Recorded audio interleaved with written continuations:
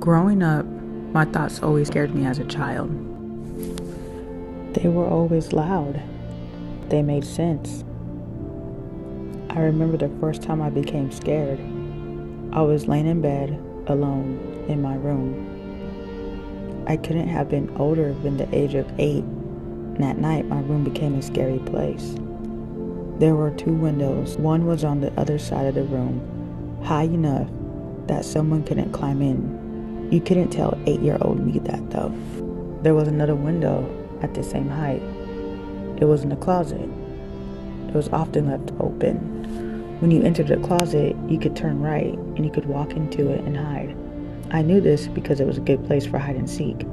My thought process was that someone could have climbed in and hid. And on one particular night, I remember having a frightening thought. What if a man climbed in and harmed me and everyone in the home? The next morning, I told my mother I heard a voice and what it had said. She thought this meant I was hearing voices.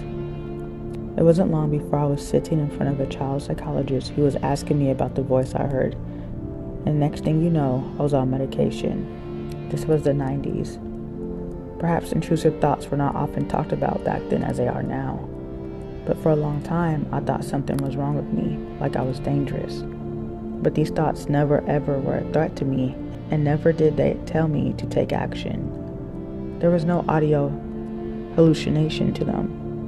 Although when the psychologist asked if I could hear them, I said yes, but I thought she was asking if the voice had been clear in my head, that I could make out what it was saying. Try explaining the difference to a child who is now being asked all these questions.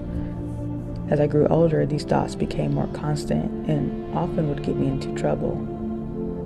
I grew up in a religious home, read the Bible before opening presents, church on Sundays. Homosexuality was a mental illness, amongst the other things you are taught and told.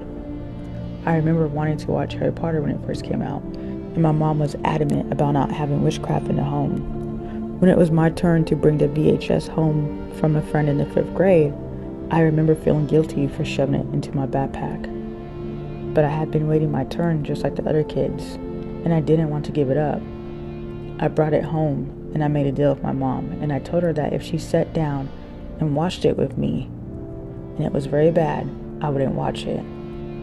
She ended up watching the whole thing with me and told me I could have it in the home. Looking back at how religious the environment was, you would think that there weren't any problems. I can see why she was so quick to take me to a child psychologist, considering how she might have seen the devil's work at play. Those were her exact words when we spoke about the voices. But the home was rifled with drug use and alcoholic drinking, fighting, and anger. Eventually, these harmless voices that turned out to be my conscious thoughts got me into trouble.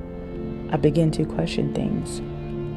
I began to question the things I was taught. Well, if God was always willing to send someone to hell, why does he allow this stuff to go on? Why is it wrong for 2 women to love each other? How could we be a loving home and worship when everyone hates each other? I eventually began to internalize this confusion, and I began to act out, and it put me into some hard spots. However, eventually these thoughts became more tamed, and I learned how to use them.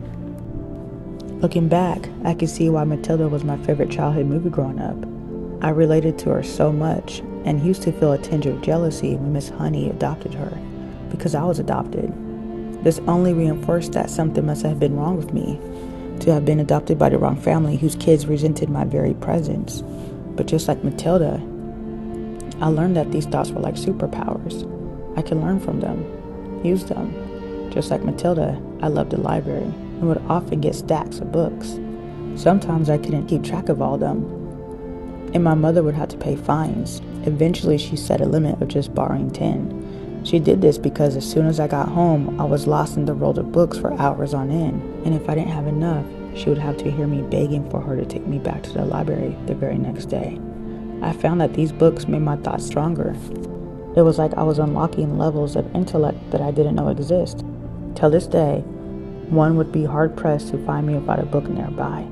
Looking back, if I hadn't been scared of that intrusive thought, I might not have found out about how powerful the mind can actually be. It is sacred, and it's important that we take care of it to the best of our ability, because just like our physical being, The mind can break down and it can become vulnerable. And it's something we should never take for granted.